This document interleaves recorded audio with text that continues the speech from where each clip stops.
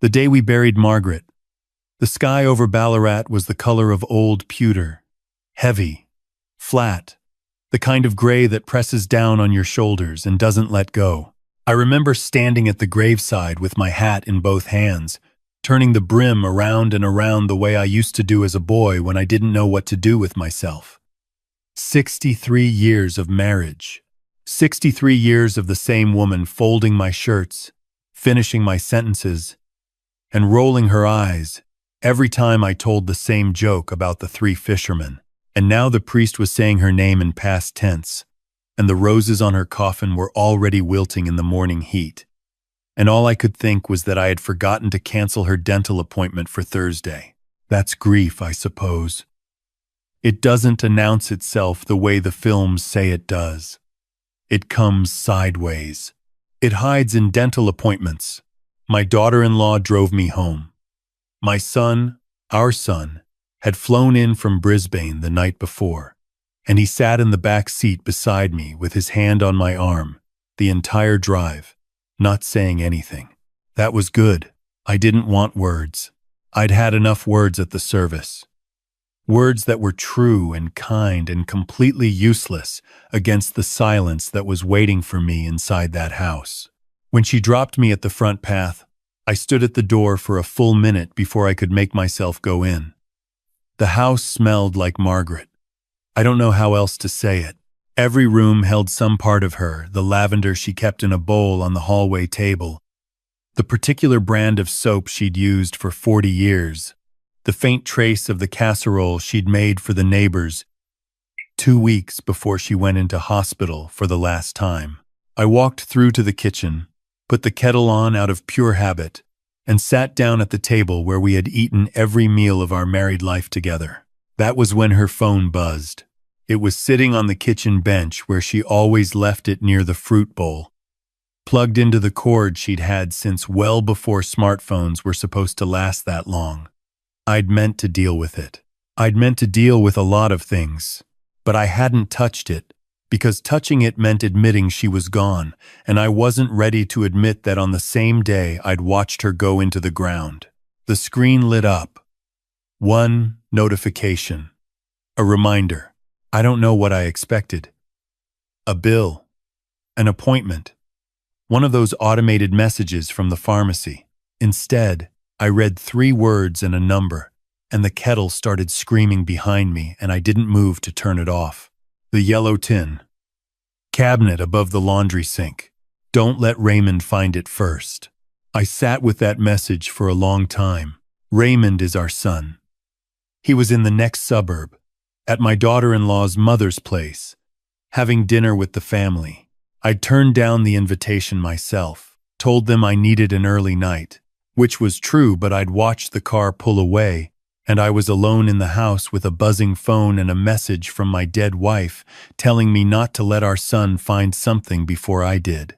Margaret had been organized her whole life in the way that only people who've survived real hardship can be. She grew up on a sheep station in western New South Wales, the 3rd of 7 children, and she'd learned early that nothing was guaranteed and everything worth keeping needed to be kept carefully. She cataloged. She documented. She filed things in manila folders with labels she wrote in her precise, slanted cursive. I had always found it endearing, sometimes mildly exasperating, and occasionally in the moments of paperwork crisis that visited every household absolutely invaluable. But she had never, in 63 years, felt the need to hide anything from me. The laundry was at the back of the house, off the kitchen, a small room single-tub sink. The old cabinet above it that we'd never bothered to replace because it still worked fine. A rack where the good coats hung. I went in and turned on the light. The cabinet had 2 shelves. The top shelf held things I recognized.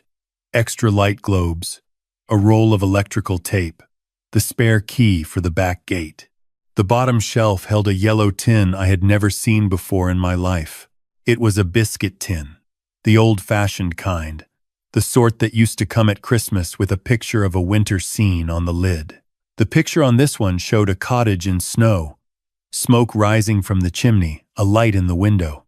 It was held shut with a thick rubber band. I carried it to the kitchen table. Inside was a letter, folded in thirds, written on the good cream notepaper Margaret kept in the top drawer of her writing desk. Beneath the letter was a small bundle of documents, and beneath those, a USB drive in a Ziploc bag with her name written on it in texta. I unfolded the letter first. Her handwriting was shakier than I remembered it from even 6 months ago. The illness had been hard on her hands near the end, but the words were entirely hers. My love, if you're reading this, then the reminder worked, and you found the tin before Raymond did. I'm sorry that I couldn't tell you all of this in person. I tried, more than once, and I couldn't find the words that felt right, and I'm ashamed of that now. You deserved to know sooner. Please forgive me for not being braver. What I'm going to tell you is hard to read, but you need to know it, and you need to act on it. And I couldn't leave without making sure you had everything you need to do that. Raymond has been taking money. Not our money, other people's money. But he used our name to do it. And I found out, and I've been collecting the evidence, and it's all on the USB drive. Everything. Bank records, emails, the names of the people he hurt. You always believed the best of him. That is one of the things I love most about you. But believing the best of someone you love is not the same as protecting them from justice. What Raymond did is not something we can love away. Start with the documents in the bundle. Then the USB. Then call Douglas. Douglas is our solicitor, has been since 1987. His number is written on the back of this letter. I love you. I'm sorry. Take care of the garden. I set the letter down on the table and put my hands flat against the wood, the way you do when the floor seems to have shifted. The kettle had long gone quiet. The house was completely still. Outside, I could hear the neighbor's dog, and further away, a truck moving on the highway, and the normal sounds of the normal world seemed suddenly very far from me. Our son, our Raymond, he was 56 years old. He had grown up in this kitchen. He had learned to ride a bike on the back path and broken his wrist, falling off the old peppercorn tree, and gone to university on a scholarship and come back for Christmas every year without fail. He had stood at the graveside this morning with his hand on my arm, his face doing what I had believed to be grief. I sat there for a very long time before I opened the documents bundle. Raymond had worked in financial services for most of his adult life. He was good at it, or I had always thought he was good at it. He had the kind of easy authority that made people trust him with things they wouldn't trust to a stranger. He'd started his own company 8 years ago. Small, boutique, investment management for retirees and self-funded superannuants. His clients were mostly people our age, people who had worked all their lives and trusted their savings to someone they felt they knew. The documents in Margaret's bundle were meticulous. She'd printed bank statements, correspondence, a spreadsheet in her own hand summarizing 12 transactions over a period of 4 years. She had cross-referenced account numbers. She had highlighted amounts in yellow. At the back of the bundle, in a small plastic sleeve, were printouts of 6 emails between Raymond and a man I didn't recognize, a name I'd never heard, discussing the transfer of funds into an account that had nothing to do with Raymond's registered business. The amounts were not small. The smallest transaction was $11,000. The largest was just over $94,000. In total, across those 4 years, Margaret's spreadsheet showed a figure that made my vision go strange at the edges. $1.3 million. Spread across 19 separate clients. 19 people, retirees, most of them. A couple who had sold their farm. A widow who'd put her husband's life insurance into Raymond's hands. 19 people who had trusted our son. I didn't sleep that night. I sat at the kitchen table with the tin open in front of me, going through everything twice, then 3 times, with a cup of tea I made and forgot to drink. Somewhere around 2 in the morning, I opened my laptop and read enough about managed investment schemes and financial fraud to understand what I was looking at. And somewhere around 4, I called Douglas. He answered on the third ring. I apologized for the hour. He told me not to be ridiculous. His wife had been one of Margaret's closest friends, and he was still awake himself. He listened while I read him the letter. He asked me 4 questions, very precise, in the manner of a man who has spent 40 years making sure he understands the situation exactly before he speaks. Then he said, "Don't touch the USB drive on your own computer. Don't tell Raymond. Don't tell anyone else in the family yet. Come to my office at 9 o'clock. I was there at 8:45. Douglas had a young associate in the room with him, a woman named Priya, sharp-eyed and quiet, who took notes on a legal pad without looking down at it. I put the tin on Douglas's desk, and he went through everything with the care of someone who has learned never to rush. After an hour and 20 minutes, he sat back in his chair and looked at me over his glasses in the way that meant he was about to say something I wasn't going to enjoy. "This is substantial, Graham," he said. "If what's on that USB matches what Margaret documented here, then what you're looking at is serious criminal conduct. We're talking about ASIC, possibly the AFP. This doesn't stay in the family." I said I understood that. He asked me if I was prepared for what that meant. I thought about Margaret's letter. Believing the best of someone you love is not the same as protecting them from justice. I thought about 19 people I had never met who had trusted their futures to my son. I said yes. Douglas contacted the Australian Securities and Investments Commission that afternoon. He had a barrister colleague with experience in financial fraud who came in the following morning. The USB drive was examined by a forensic specialist that Douglas contracted, and what was on it was worse than Margaret's summary had suggested. She had documented what she could find from the outside. The digital records showed the full picture. Raymond had been operating a parallel set of accounts since the company's 3rd year. He had used his clients' funds to cover personal expenses, a property investment that had gone badly. He had created false statements. He had sent his clients reports showing returns on investments that did not exist. He had been doing it, as best anyone could determine, for 6 years. I was 3 suburbs away when the investigators arrived at Raymond's office. His daughter, my granddaughter, Lily, who was 24 and working as a teacher and had nothing to do with any of this, called me that evening in tears. She didn't understand yet what had happened, only that there were people at her father's office with badges, and that her father wasn't answering his phone. That was the hardest phone call I have ever had to sit through. I told her that I loved her. I told her it was going to be a very difficult time. I told her that whatever happened, she had done nothing wrong and was not responsible for her father's choices. She cried for a long time, and I listened, and I kept my voice steady, which was the only useful thing I could do for her in that moment. Raymond was charged 7 weeks later. The charges were serious fraud, breach of fiduciary duty, multiple counts of dishonest conduct in the exercise of financial powers. His solicitor made an application for bail that was granted under strict conditions. He called me from outside the courthouse. I answered, because I thought I owed him that much. He was sorry.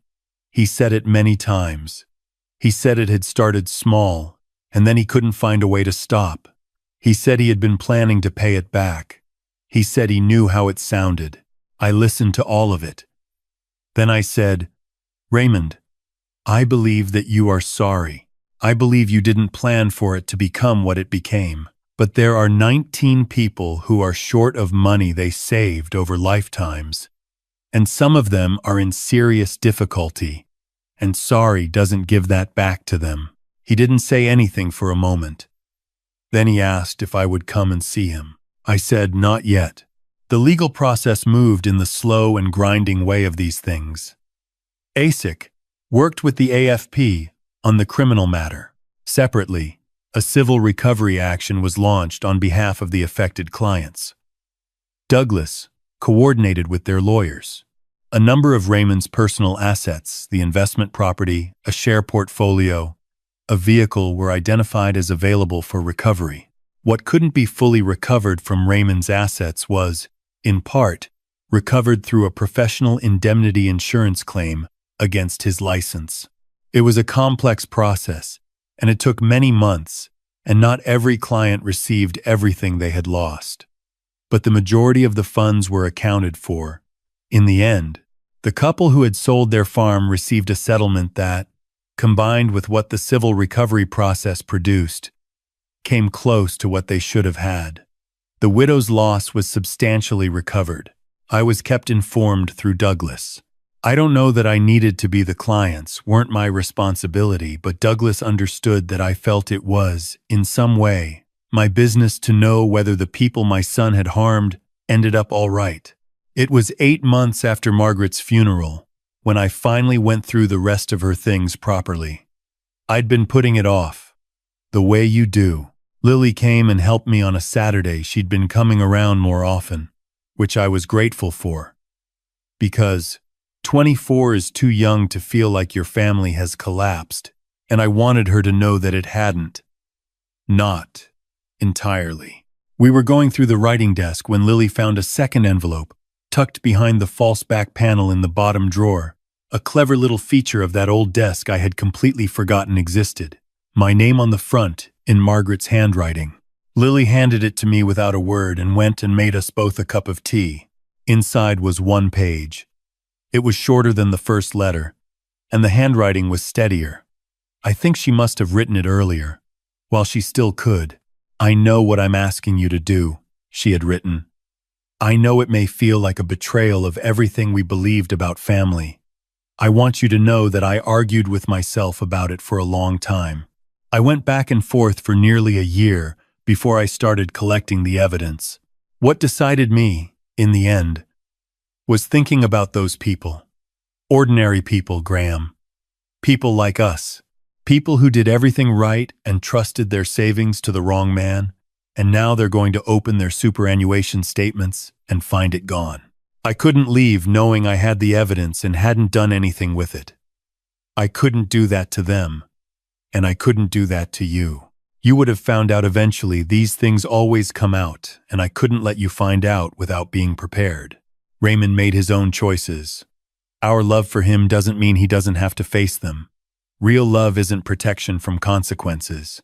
Real love is telling the truth, even when it costs you everything. Look after Lily. She's going to need her grandfather. All my love. Always. Margaret. I folded that letter and put it in my shirt pocket, next to my heart, which is where it has stayed ever since. Raymond pleaded guilty to 4 of the charges. He was sentenced to 5 years and 8 months, with a non-parole period of 3 years. I was in the courtroom for the sentencing.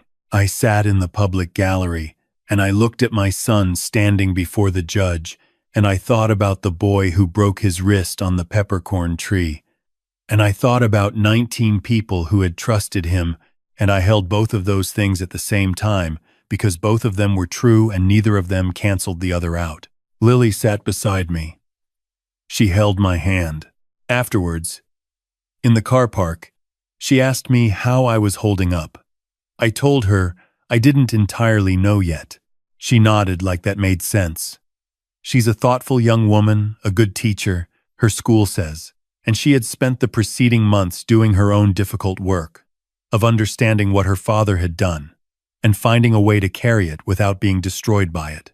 I have a photograph on the mantelpiece now. Margaret at 60, standing in the garden she loved, squinting into the sun with that particular look she had, half amused, half exasperated, the look she wore when she was about to say something that was going to cost her. I think that's what writing those letters looked like. For her. I think every word cost her something. She was braver than I gave her credit for, in the end. She was braver than I could have been. There's a thing I've learned in the year since the funeral, the kind of thing you only really understand when it's sitting in front of you on a kitchen table at 4 a.m. We spend our lives loving the people in our families, and mostly, that love is straightforward. uncomplicated, returned, a warm weight you carry without noticing. But sometimes, love asks harder things of you. Sometimes love means holding someone accountable for the harm they've done, even when they're your own. Sometimes love means protecting strangers you'll never meet from the person you raised. Margaret understood that. She understood it clearly enough to spend the last months of her life, while she was ill and frightened and should have had nothing to think about but herself, carefully documenting the truth so that I could act on it when she was gone. I visit her grave on Thursdays now. I bring whatever's flowering in the garden, the way she would have wanted. I talk to her about ordinary things, the weather, the garden, what Lily is doing, whether the cricket is worth watching. Sometimes I tell her that what she did was right and hard, and the kind of right that takes real courage. I think she already knows, but I tell her anyway, because the truth is this: the greatest act of love isn't always the warmest one. Sometimes it's the one that costs you the most. Sometimes it's a yellow tin in a cabinet above the laundry sink, and a letter written in shaking handwriting, and the quiet insistence that truth matters more than comfort. Margaret gave me that. She gave 19 strangers their money back, as much as was possible. She gave our granddaughter a grandfather who was prepared, who knew what was coming, who could be steady when everything else was shifting. And she gave me something I carry every day now, the understanding that doing the right thing and loving someone fully are not two different things. They are, when it comes down to it, the same thing, the very same thing. Look after the ones who need you. Tell the truth even when it's hard. And when someone you love makes choices that hurt innocent people, remember that your loyalty to them does not require your silence. That is what she would have wanted me to say. That is what I'm saying.